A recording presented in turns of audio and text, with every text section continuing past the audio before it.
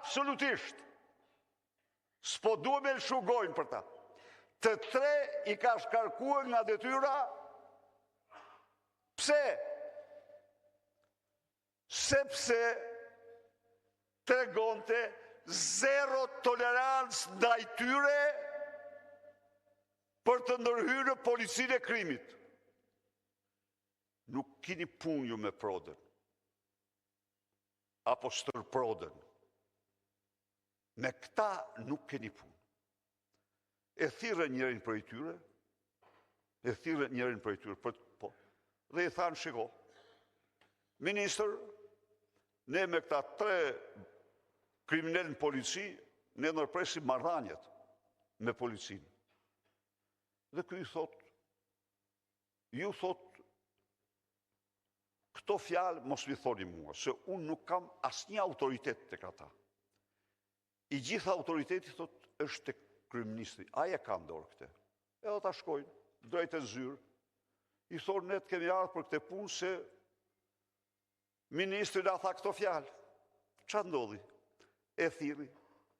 Mor legeni, tha. Ti u ke thënë atyre që i kam unë në dorë, pas një muaj e shkarkoj. Dhe këta e njerëz që unë i sulmoj çdo ditë në parlament, e keni pa ju? Por këto janë, ky është Ergysi. Ergysi pra ishte Edi Rama.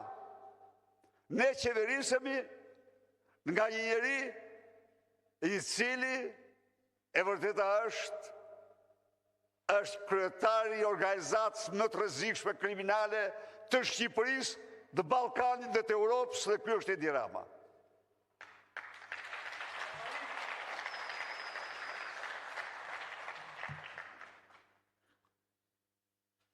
Ndaj dhe ne jemi sot në një udhëkryq shumë të rrezikshëm.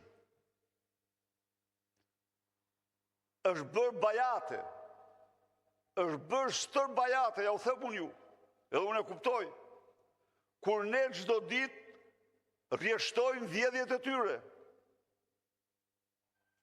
Dhe ka njerëz që thonë, aman, vjedhje. Sigurisht që ne nuk mund të rrim pa i thënë, se pastaj nuk përmbushim veten tonë. Por e vërteta është që ata vetëm vjedhin. Ky është problemi. Ata janë hajdut të pamëshirë. Dhe tani që janë kap, mbi bazën e denoncimeve tona, tani s'po ndodh.